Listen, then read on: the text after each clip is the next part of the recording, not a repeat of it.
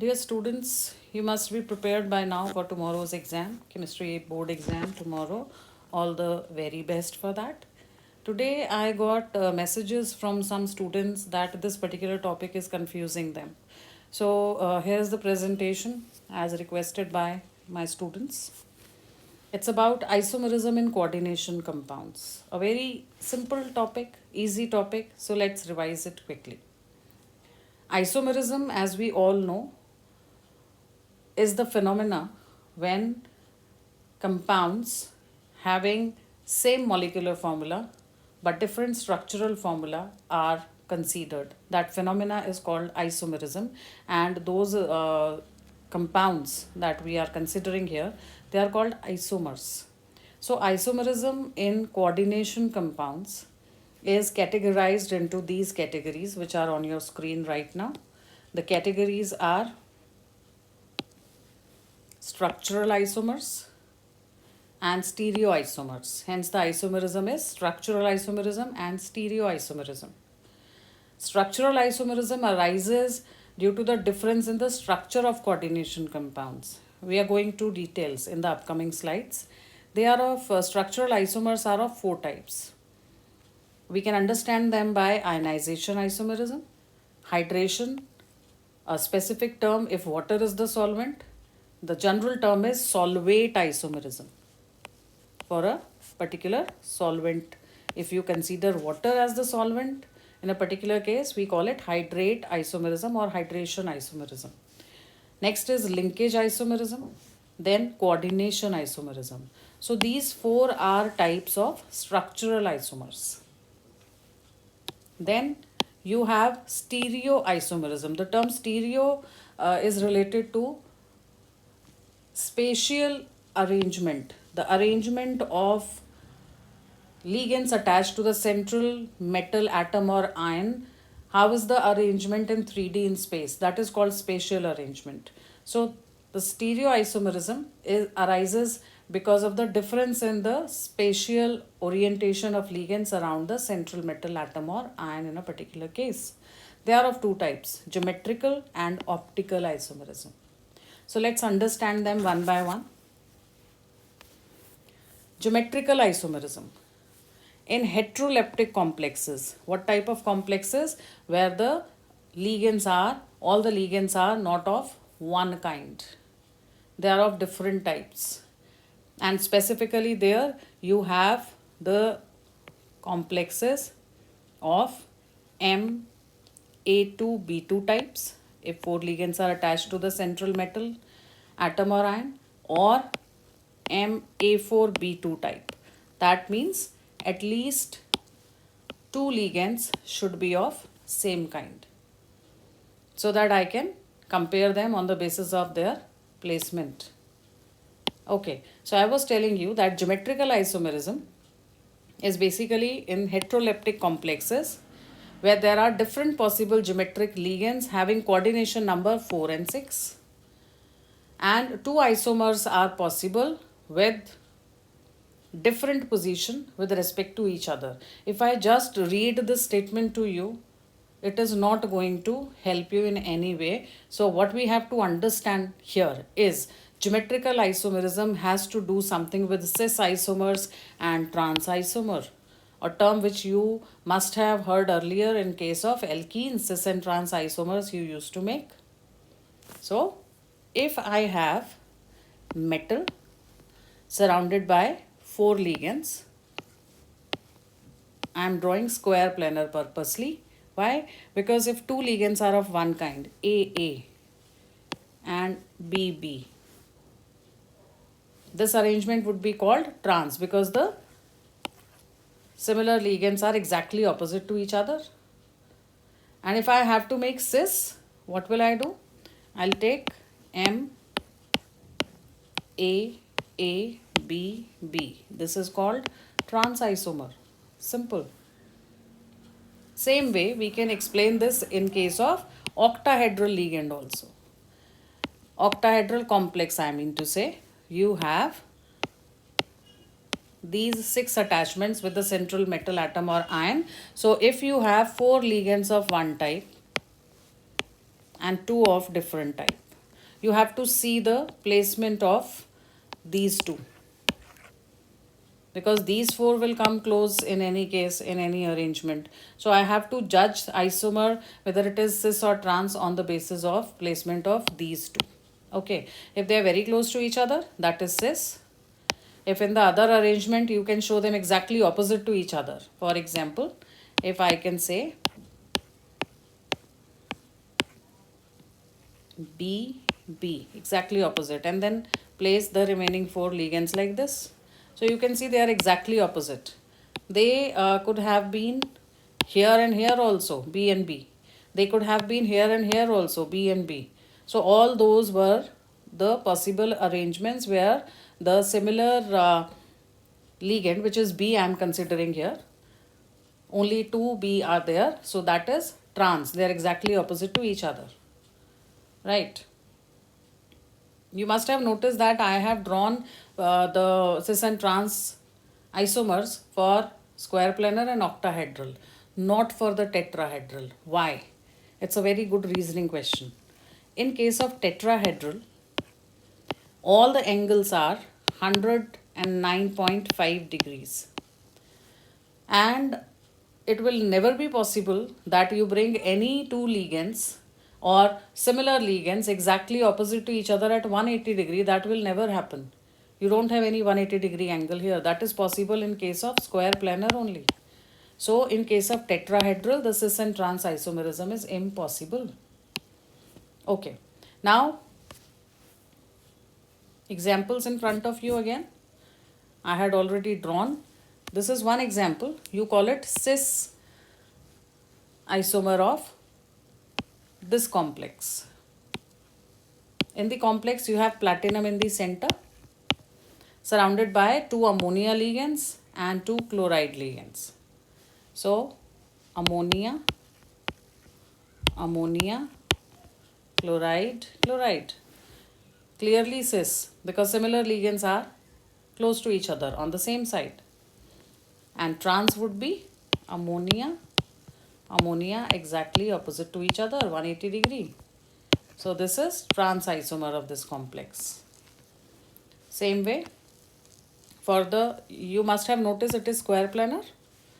Now octahedral.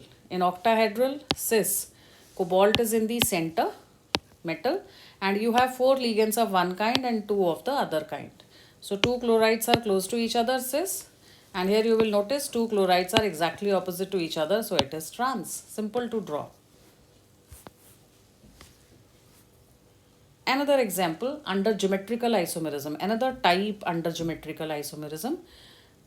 Apart from cis and trans, in octahedral complexes of Ma3B3 type. What is this M? That is the metal at the center. A3 means three ligands of one kind. B3 means three ligands of the other kind. Only then this particular type of isomerism is possible. You call it facial, FAC is the short form, and meridonial isomerism. MER is the short form. Facial and meridonial. Facial, meridonial. Let's understand what does it mean. And it is, again, just to remind you, is possible in octahedral complexes only of Ma3B3 type. You will notice that here.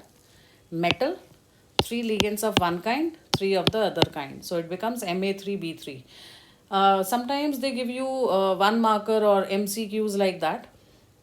That choose the type of complex in which the facial meridonial isomerism is possible. So that's why every point is important. Now what is facial? I have 6 ligands here in the complex. If you take this is the plane. 4 ligands are at the corners of this square. One above the plane, one below the plane. If you join them like this, all the 4, you will get an octahedron. That's why this is called octahedral complex. Octa is 8. It does not mean the ligands are 8. Ligands are 6 only. But when you draw the structure and join all the points in the structure, you will see that an octahedron is obtained. That's why this is called octahedral complex. Now, out of 8 faces, of the octahedron.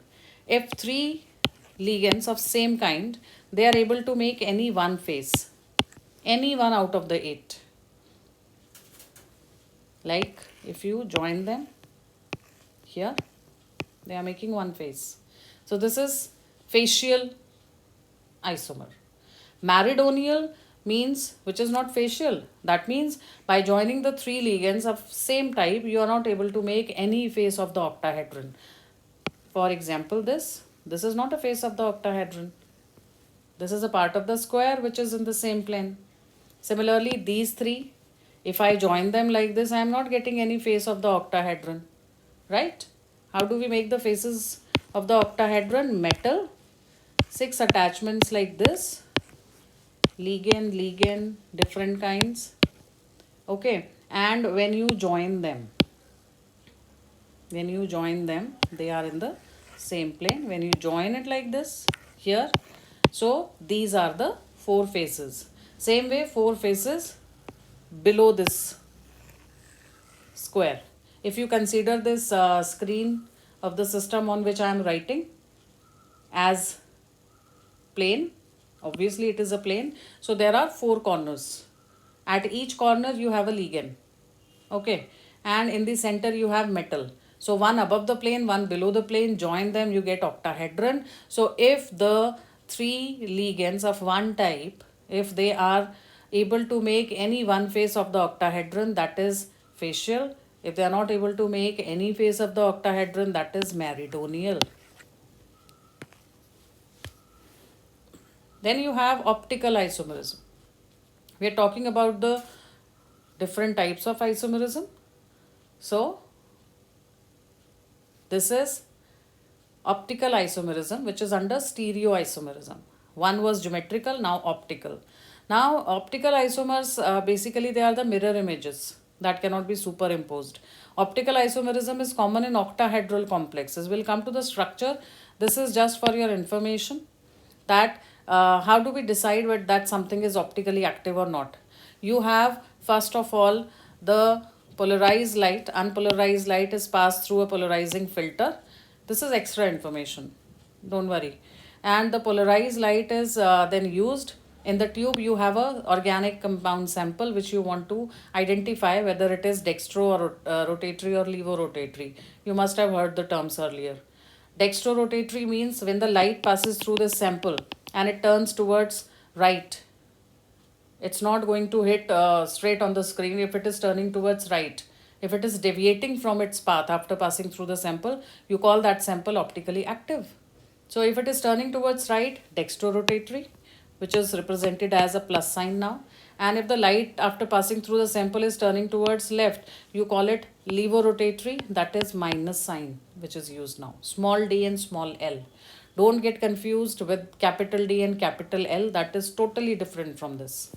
Okay, so how do I draw the optical isomers? Suppose you have this example, this complex CO, ethane 1,2-diamine, thrice 3 plus charge.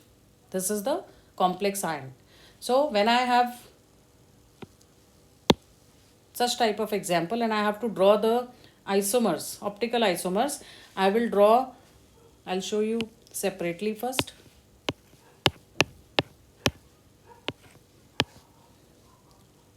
En we write, which is also ethane 1,2-diamine, CH2, CH2, NH2. This is En.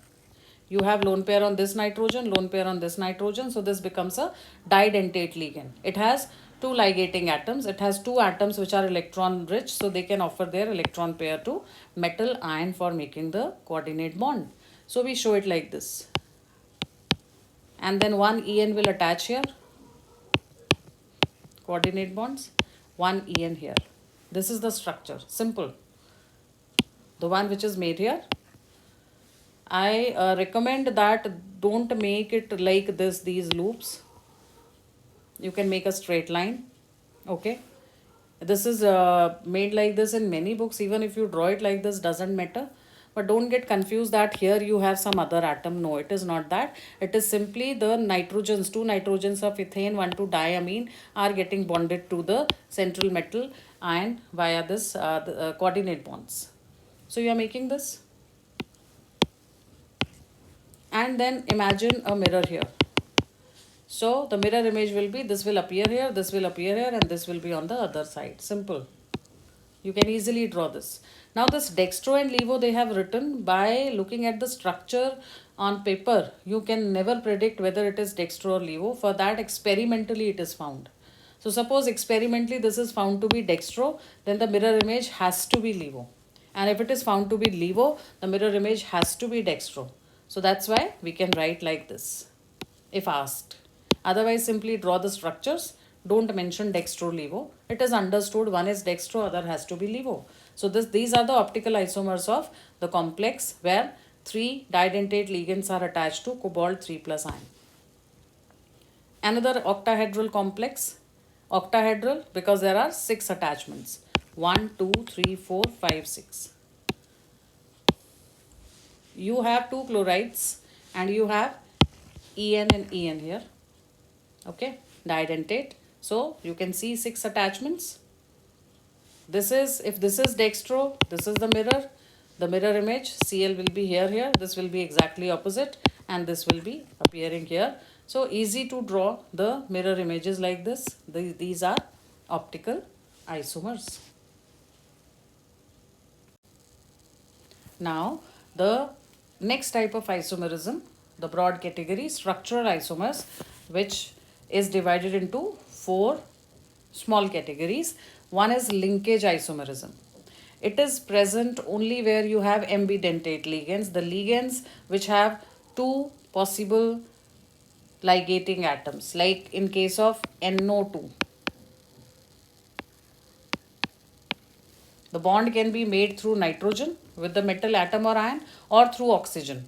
So this is a monodentate ligand. At one time it will make a single bond only with the central atom or ion, but there are 2 possible sites. In case of cyanide, the bond can be made via carbon or with the metal, or bond can be made via nitrogen. Both possible. So these are ambidentate ligands. Nitrito N, nitrito O, if you remember in IUPAC you used to write like that, depending upon with what atom, through which atom it is making the coordinate bond, cyano and isocyano, thiocyanato, SCN minus and iso. So this is possible only where you have ambidentate ligands. As you can see here, NO2 and ONO is written. That means here the bond is made through nitrogen and here through oxygen with the metal. Everything else is exactly same. So these are linkage isomers. Coordination isomers, you will notice such examples. See carefully the examples, the formula. You have CO in the center, chromium in the center. There are 6 ammonia ligands, there are 6 cyanides. And here, what happens? The Cr is having 6 ammonia and the cobalt is having bond with 6 cyanides. Now this is not a reaction which is taking place. Don't get confused. We are not converting this to this. No, not at all. We are just looking at the possibility that if these two can be related as a particular type of isomers. Yes. You have cobalt, chromium, you have cobalt, chromium. You have 6 ammonia ligands, 6 cyanides, same here. Where is the difference? The difference is if you just exchange the central atoms, bring Cr here and take CO there. So you can relate them as coordination isomers. You have 2 coordination spheres, 2 square brackets in both of them. Okay, only then it is possible. And then just exchange the ligands or the metal atom, you will get this. So this is not a chemical reaction. This is just a relationship that we are looking at, the possibility that what type of isomers are they. So they are related as coordination isomers. Now, ionization isomerism, very interesting. In ionization isomerism, the examples like this, you will notice that here the bromine is inside the square bracket and sulfate is outside. Here the sulfate is inside and bromine is outside. No other difference. So they have all the total type of atoms, group of atoms exactly same in number. Only their placement, whether it is inside the square bracket or it is outside the square bracket, only that is different. Right? So these are called ionization isomers. Why? Because if I put this in aqueous medium, it is going to dissociate like this. It will give you sulfate ion and it will give you the coordination sphere with 2 positive charge. It is going to dissociate like this. I'll get sulfate ion and I'll get this square bracket with 2 positive charges. So I'll get these entities in the aqueous medium. This Br is not going to convert to Br minus. If I take silver nitrate and if I put silver nitrate in this particular complex by taking it in aqueous medium, I will not get the precipitate of AgBr because here Br is not able to ionize. It is inside the square bracket, secondary valency. It is making coordinate bond with cobalt. It is not proper ionic bond. So this cannot ionize, cannot come out of the square bracket. So this is a particular type of complex, right? How is it different from this one? Here you will see sulfate is inside, it cannot ionize, but Br minus ionizes. It comes out of the square bracket. It is already out of the square bracket, so it ionizes when you put it in water. Now if you take AgNO3 test here, it will react with Br and give you AgBr. In this case, if I put barium chloride, I will be getting a precipitate of barium sulfate, white precipitate. In this case, sulfate cannot give me the white precipitate because it is inside the square bracket. It is not ionizing, secondary valency. So such isomers, they are related as ionization isomers and you can chemically distinguish between them. As I just explained, we can distinguish them between them by using barium chloride test or AgNO3 test. This will give barium chloride test. This will give AgNO3 test. AgBr you will get. I hope the reason is clear now. And the last is solvate isomerism. In this isomerism, you have, this is second last. Yeah, okay. This is the last. Then I have 2-3 questions. So this is the last type of isomerism. Solvate isomerism. And specifically if water is there, they have written OH2 because oxygen is the ligating atom. It has lone pair, it offers its lone pair. So H2O is written as OH2 just to make it more clear. Okay, so solvate isomerism, see the difference through the example. Here you have chromium,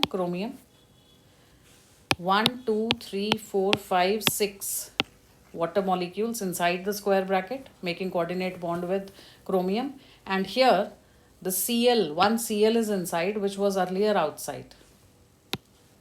These are isomers. Again, it's not a reaction that we are carrying out. You have 3 Cl outside.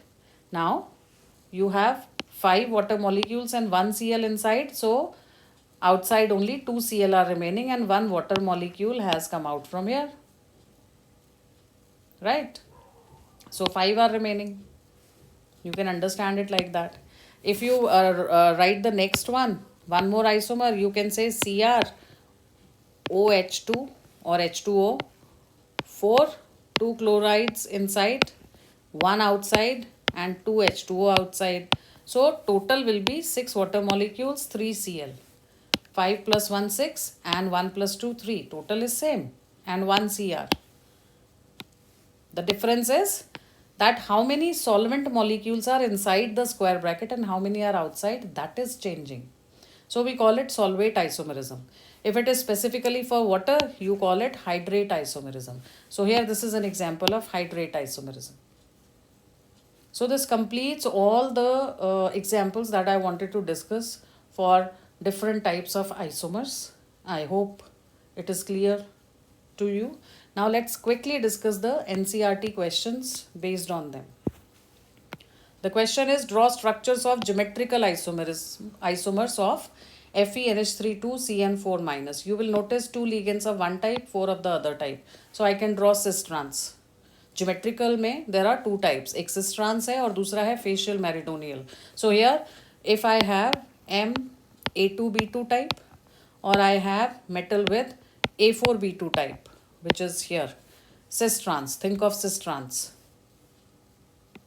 And if you have MA3B3 type, then facial meridonial. So here you have 2 of one kind. Place them close to each other, cis. Place them exactly opposite to each other, trans. Simple. Now out of the following 2 coordination entities, which is chiral, which is optically active? So chiral means optically active. For chirality, there has to be asymmetry. For optical activity, there has to be asymmetry. So when you draw the structure of cis, this is oxalate, didentate like En. So oxalate, oxalate, Cl, Cl. This is cis, this is trans. You will see that if you imagine the structure in 3D, you will see that in trans there is exact symmetry. If you start moving from here to here, oxalate, here to here, chloride. So it is symmetrical. Something which is having symmetry cannot be optically active. So this is optically active. Remember, cis is optically active, trans is not. Here also you may feel in cis that there is symmetry. But this is not in 2D, right? This is in 3D. They are in different planes, you can say. That's why. So this is not optically active. This is optically active, the cis form. That was the question. This I already explained. Why is geometrical isomerism not possible in tetrahedral complexes? Because in tetrahedral complexes, the relative position of the unidentate ligands is same with respect to each other. It's always 109.5 degree. It cannot change the angle to 180 or lesser than that to give you cis and trans. Very important question. And the last, in text question box, indicate the types of isomerism. This confuses you. I know that. That's why purposely I am discussing it. Here you have Cr, H2O2 and C2O4 twice. You have Cr, 2 oxalate and 2 water. Chromium. Oxalate is didentate, so I am showing it like this. And 2 water molecules. This is the structure. You can see it is trans. And if I show it like Cr, oxalate, oxalate, Cl, Cl, they are close to each other. This is cis. So what type of isomerism is possible? Geometrical, cis and trans. Any other which comes to your mind? Here you can draw optical isomers also. Take this.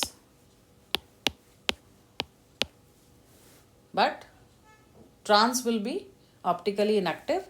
Cis will be optically active. Mirror here. Cis, oxalate, oxalate, and then beta this. If this Cl is here, it will appear here in the mirror. This Cl will be here. Oxalate will be this side. Other oxalate will be this side. So you have 2 possible isomers in the first example, cis and trans and optical. Then COEN3. This you already know. COEN3. En, ethylene diamine, ethylene diamine, ethylene diamine. There is no other possibility. Then sometimes it comes to our mind कि इसमें तो कोई भी isomer possible नहीं है. But the isomer is, again you have this possible. Make the mirror image this side. This is the only possibility. This En is here. Mirror image में it will appear here. En, En. If this is dextro, this has to be levo. If this is levo, this has to be dextro. If they don't ask you levo, dextro, don't write. Just draw the structure. Because you cannot predict on paper whether it is dextro or levo. But if they tell you that this is dextro, what will be the mirror image? So that has to be levo. So here you have only optical isomerism possible. Here you have NO2, ambidentate ligand. So clearly you have the possibility of linkage isomer. In one case it will be NO2, in the other it will be ONO. So here you have linkage isomerism possible. What about this? The last one. Two ligands different and these two are similar. So here you don't have linkage isomerism possible. You don't have two square brackets that you think of coordination. You don't have the solvate isomerism also. So the only possible thing, I can see two ligands of one kind. Ammonia, water and Cl attached to PT, platinum. Square planar. There was one ammonia, one water and 2 Cl. So this is cis. If you show one Cl here and one here, that becomes trans. So again you have geometrical isomerism possible in the fourth one, cis and trans. This I have already explained. Give evidence that this and this, they are categorized as ionization isomers. Yes, you will see 5 ammonia, 1 chloride, 1 chloride, 1 sulfate, 1 cobalt, 1 cobalt.